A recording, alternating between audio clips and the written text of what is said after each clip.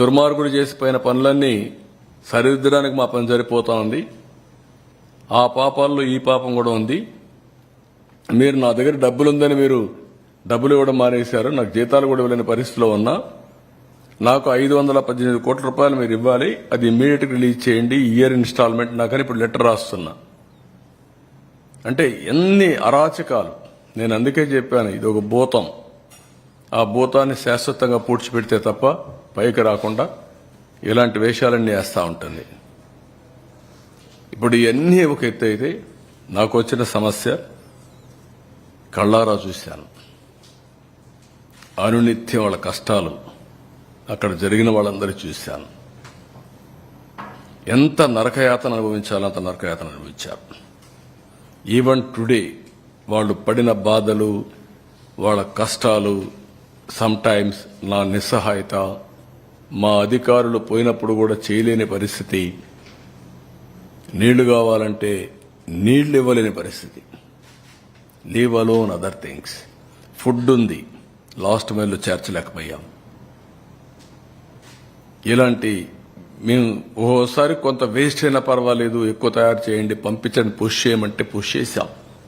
కొన్ని దిక్కడ ఆ time lag కూడా, ఫుడ్ కూడా కొన్నిసార్లు ఇబ్బంది వచ్చే పరిస్థితి వచ్చింది. బట్ అల్టిమేట్గా మేము చేయగలిగిన సకాల ప్రయత్నాలు, మానవ ప్రయత్నాలు ఎన్ని చేయగలుగుతాం అన్ని ప్రయత్నాలు చేశాం. అందుకే మేము చేసిన ప్రయత్నాల్ని ప్రజలు గుర్తించారు, రాష్ట్రమంతా గుర్తించారు, దేశం మొత్తం గుర్తించింది. నేను అహ్మదాబాద్ పోతే అందరూ అప్రిషియేట్ చేసే పరిస్థితికి వచ్చారు. Nation is recognised. అదే మాదిరిగా ప్రతి ఒక్కరూ ఈ కష్టాలు చూసిన తర్వాత దాతలు స్వచ్ఛందంగా ముందుకు వస్తున్నారు. రియలీ నా లైఫ్లో చాలా క్రైసిస్ చూశాను కానీ, చాలా సంక్షోభాలు చూశాను కానీ ఈ విధంగా ఎప్పుడు రాలేదు. ఆ విధంగా వచ్చారు. వారందరికీ పేరు పేరున మనస్ఫూర్తిగా కృతజ్ఞతలు తెలియజేస్తున్నా. రాష్ట్ర ప్రభుత్వం తరఫున, 5 కోట్ల ప్రజల తరఫున. ఎక్కడో ఉండేవాళ్ళు డబ్బులు పంపించారు. ఇంట్లో నుంచి బయట రాని వాళ్ళు వీల్ చైర్స్ వేసుకొని వచ్చి డబ్బులు ఇచ్చేసిపోతున్నారు. వీల్ చైర్స్ వేసుకొని కలవాలి, ఇవ్వాలి, నా బాధ్యత.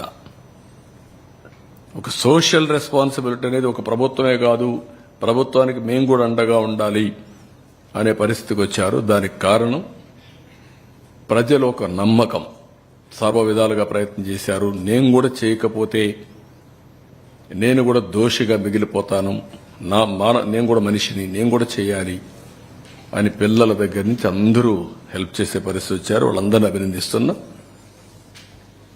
మనకు ఒక పక్కన మన ఇబ్బందులున్నాయి, ఇంకొక పక్కన పర్మనెంట్గా రెస్టరేషన్ చేయాలి.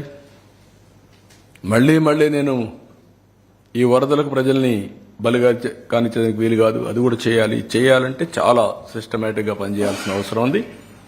తాత్కాలికంగా వీళ్ళు నిలబెట్టాలి, మళ్లీ నేను శాశ్వతంగా పరిష్కారం చేయాలి. అందుకని ఈరోజు అన్ని అనలైజ్ చేసిన తర్వాత ఒక ప్యాకేజ్ ఒకటి ఇస్తున్నాం. ఆ ప్యాకేజ్ ప్రకారం 179 సచివాలయాలు, ఇక్కడ పనిచేసిన 32 వార్డులు, మిగిలిన సచివాలయాలు కొన్ని ఉన్నాయి. ఇబ్రహీంపట్నం, లేకపోతే జక్కంపూడి, వాల్మీకి కాలనీ, వాంబే కాలనీ, ఇలాంటివన్నీ కొన్ని ఉన్నాయి. ఆ ఏరియాస్ అన్ని చూసుకున్న తర్వాత 179 సచివాలయాల్లో ఏ ఇండ్లైతే మునిగిపోయినాయో ఆ ఇండ్లు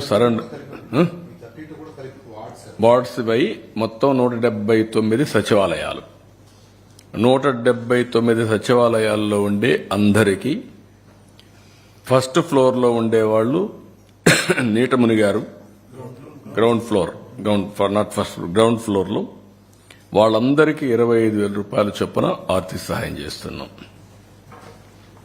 వాళ్ళ టీవీలు పోయినాయి, లేకపోతే అక్కడ ఎలక్ట్రానిక్ గూడ్స్ పోయినాయి, చాలా నష్టపోయారు. ఇది చరిత్రలో ఫస్ట్ టైం ఒక్కొక్క ఇంటికి ఇంత పెద్ద ఎత్తున 25,000 ఇవ్వడం అనేది ఇది ఫస్ట్ టైం.